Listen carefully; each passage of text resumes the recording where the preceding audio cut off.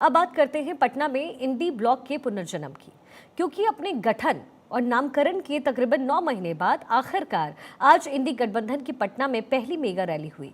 वो भी ऐसे हालात में जब इंडी गठबंधन में सीट शेयरिंग को लेकर के खींचतान अभी भी जारी है और पंजाब से लेकर के महाराष्ट्र और पश्चिम बंगाल तक न सिर्फ गठबंधन की गांठ खुलती नजर आई, बल्कि गठबंधन की पैन इंडिया सूरत अभी भी साफ नहीं है।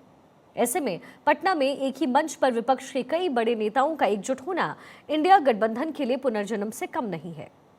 लेकिन सवाल है कि क्या राहुल, तेजस्वी और अखिलेश की तिकड़ी प्रधानमंत्री मोदी को कोई चुनौती दे पाएगी?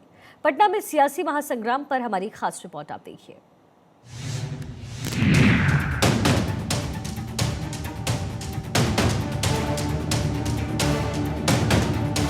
भाजपा भगाओ, नफरत के बाजार में मोहब्बत की दुकान खोलते हैं हम।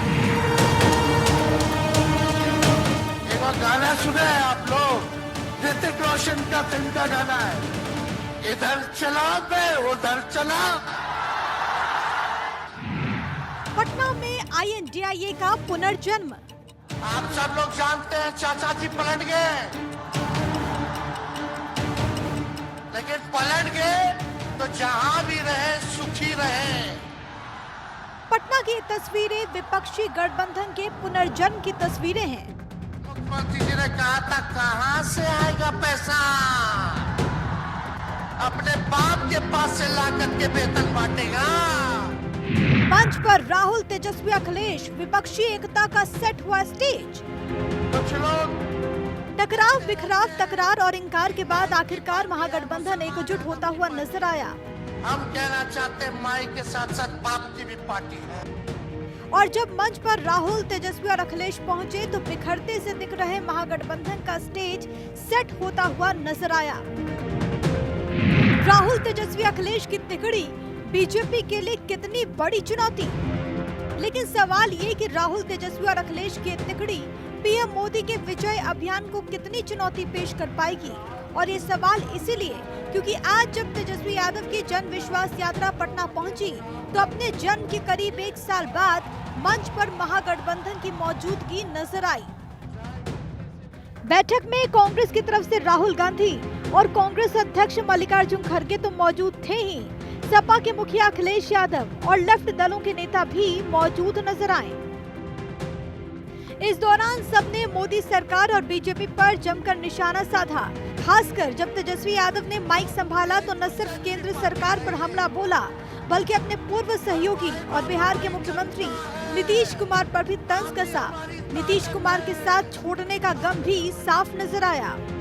एक और गाना सुना है आप लोग, ऋतिक रोशन का फिल्म का गाना है, इधर चला मैं उधर चला, इधर चला मैं उधर चला, जाने कहां मैं किधर चला, अरे अरे फिसल गया। अरे चाचा जी चलिए, आप बुजुर्ग हैं, आपको यहीं से हाथ जोड़ के प्रणाम। लेकिन एक बात तय है, जदयू 2024 में खत्म हो जाएगी। 6% की 6 रुपए की भागीदारी बनती। राहुल गांधी ने भी मोदी सरकार पर निशाना साधा और गठबंधन के मजबूत होने के दावे किए, जबकि अखिलेश यादव ने यूपी और बिहार की 120 सीटों पर एनडीए को मात देने का दावा किया।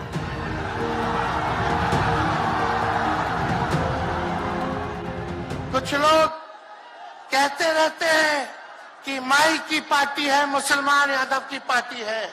हम कहना चाहते हैं माई के साथ साथ बाप की भी पार्टी है। ये माई बाप की पार्टी है। बी से बहुजन, ए से अगड़ा, दूसरे ए से आधी आबादी महिला और पी से पुअर यानी बाप, यानी माई बाप, A to Z की पार्टी है ये। और माई बाप हमारी जनता है। आज देश में विचारधारा की लड़ाई है। एक तरफ नफरत, हिंसा, अहंकार और दूसरी तरफ मोहब्बत, भाईचारा, एक दूसरे की इज्जत। जैसे मैंने यात्रा में कहा, अगर आप गठबंधन को समझना चाहते हो, एक लाइन में समझा जा सकता है, नफरत के बाजार में मोहब्बत की दुकान खोलते हैं हम।